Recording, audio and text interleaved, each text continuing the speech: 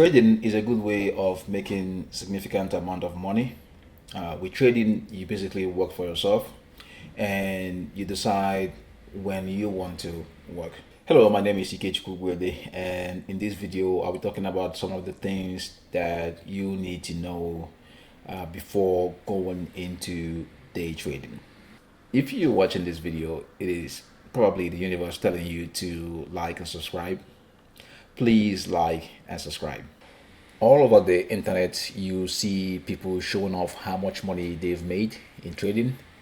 A guy makes 30,000 today trading futures. Another guy makes 100,000 trading options. They make it look easy. The truth is, trading is not so easy. It is a long journey. And here are the things you need to know which might help you in the journey.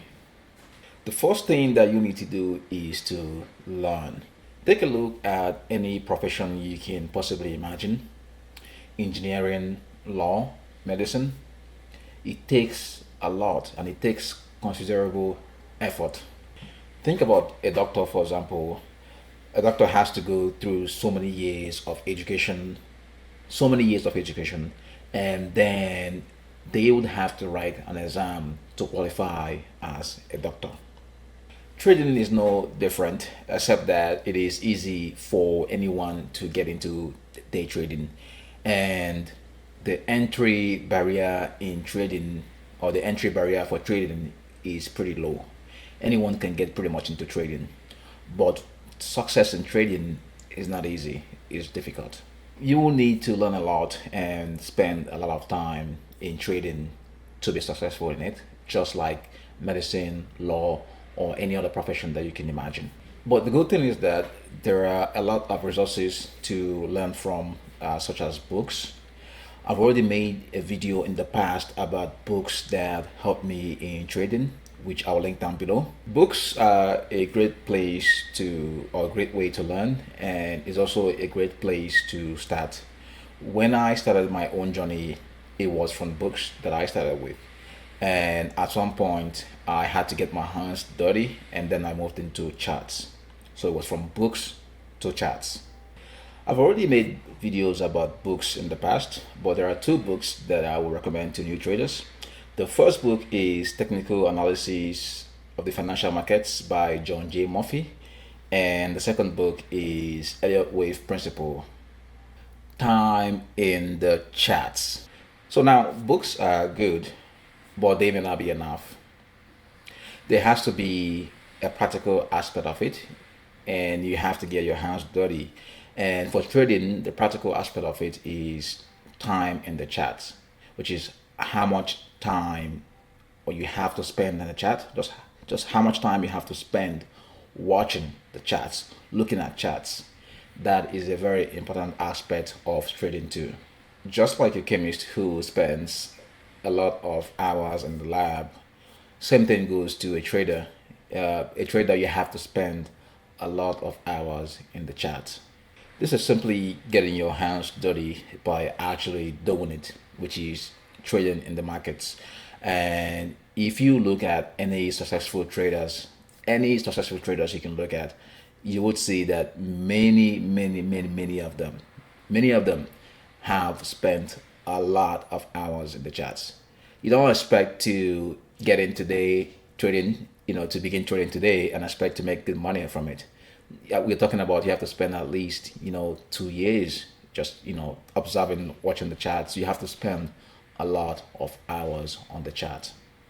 Really thinking about it, 2 years is not even enough. I mean, 3 years would seem like a reasonable time, just spending time in the charts. I mean, think about it for a second. Floyd Mayweather is a very good boxer, and you can imagine how many countless number of hours he spends just on himself, on his craft. Do you think he would be do you think he would be anything if he doesn't spend so much hours on himself? So with this, you can appreciate that time in the chats, time that you spend in the chats is something that is significant and something that is connected to, that will be connected to the success in your trading journey. and it's a journey. Trading is a journey.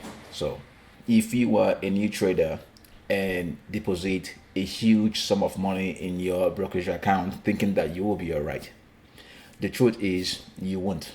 You will lose it all. You will lose all the money. Be prepared to lose it all. You will lose it all and become desperate, especially when you don't know what you're doing.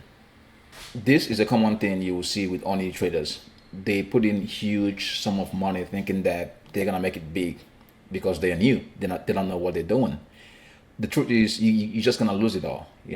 I was a victim of this myself.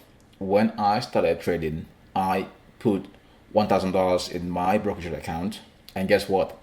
I lost it all. I lost everything. I have had of countless stories of this happening.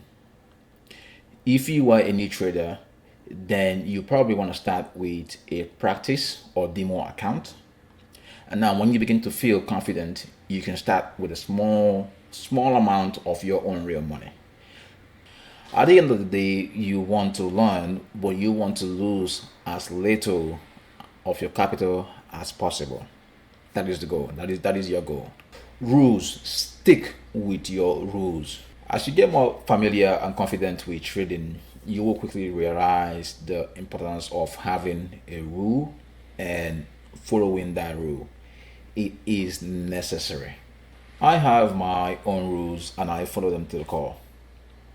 Whenever I break those rules, I quickly realize that that was a big mistake. For example, I don't like trading in the noon sessions. Like I don't like trading afternoon. Once it hits 12 p.m., I just stop trading. That is just my own personal rule. And anytime that I break this rule, I always regret it.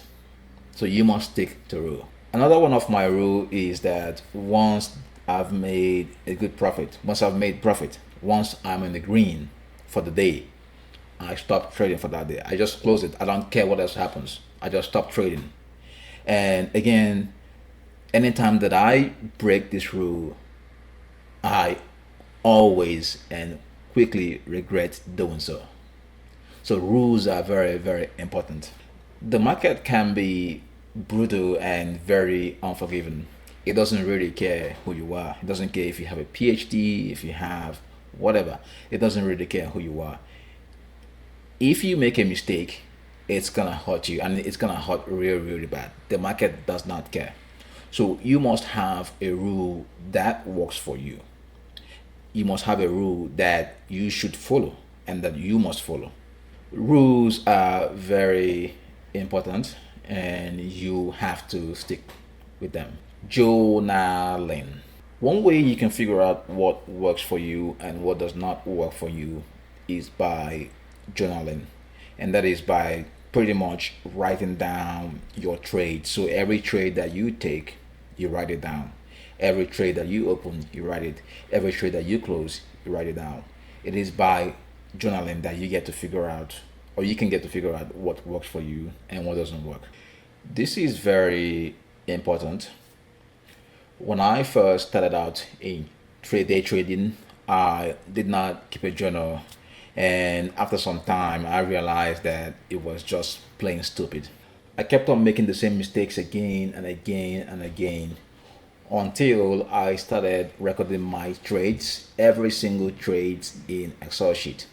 I still record every single trade in an Excel sheet, but that is not the only way you can record your trades. There are other tools that you can use to record your trades. There are other trade recording softwares such as TraderZero, TraderView, and Kinfo Trading, and there are other even free ones out there. Stock Journal is a free recording tool, and I actually use this one to record my trades. If you regularly go through your charts and your trades and you analyze them, you may quickly come to realize something else that is successful or that brings success for trading, and that is managing risk and sizing down. When you don't manage risk and you have oversized contracts, you'll be scared to actually let a trade run, and you may not always profit. you won't have that mindset of being calm and seeing how the trade develops. And that is because you have way too much leverage. A good number of new traders blow up their accounts because of this. When you enter a trade and then you immediately begin to panic, it is not good. That is usually a sign that you are over leveraged. FOMO, or fear of missing out, is a real thing. It's actually a real stuff. And if you do not manage your risk, if you do not size down, you are almost certain to always lose your account. But if you always manage your risk and if you always size down, you are almost guaranteed to do better than 80% of people out there. I have a small account and I only trade just a few contracts on this account because I don't want to lose so much of my money. And if I wanted to trade more contracts, if I wanted to make more money or trade more contracts, then I can use prop firms. And I've made videos about prop firms in the past. I will link that video down below. If you are a new trader and you don't want to lose a lot of your money, then I would recommend starting out with prop firms, because with prop firms you get to trade, but also you're not losing or you're not risking a lot of your money. Specialize on one instrument. The one piece of advice that I would like to add is what I call specializing on one instrument. Now, depending on your personality, depending on what you like, this may or may not apply to you. It is not necessary, but I found it to be useful for me. Specialization on one instrument simply means picking one, if it's stocks or crypto or whatever, picking one specific instrument to trade and just sticking to that. So, for example, if you like trading gold, you can pick gold, for example, and just focus on trading gold only. For me, I prefer trading the indexes, and I specifically trade the XPS 500, the Nasdaq, mostly the SPS 500 and the Nasdaq. And I don't do Bitcoin. I don't trade Bitcoin. I might buy and hold Bitcoin, but when it comes to trading, I only trade just these two instruments, the S&P 500 and the Nasdaq, and that is pretty much it. Again, this is not completely necessary, but it might be helpful. And like I said, it depends on your personality. I found that some people or some traders trade stocks and other things. Some other traders trade crypto, and some people just mix it up. But I found for me that it is much easier for me to focus on just one instrument or one or two instruments and then study that and then just trade those instruments only. The argument for this is that when you focus on one or two instruments, you have the benefit of just understanding how that specific instrument moves. So you've been with it for a long time and you know how it moves. So it is much easier for you to profit from it. For example, I've seen people that just trade Tesla stocks, and that is all that they trade. Now, like I said again, this is not necessary. I mean, it is not necessary in the sense that you can decide to trade multiple things and still be successful. So it doesn't. It must not be like you must not trade just one instrument. Again, it depends on your personality. So, but for me, I find that picking one or two instruments and sticking to that works better for me. So I hope you found this video very helpful. I hope it was useful to you. Like I said, trading is a journey and it's gonna take a lot of study, a lot of chat time to get there, but eventually you will get there with your efforts. So I hope you found this video helpful, and if you do, like and subscribe. And once again, my name is Ike Chupu Ukwede, and see you on the next one.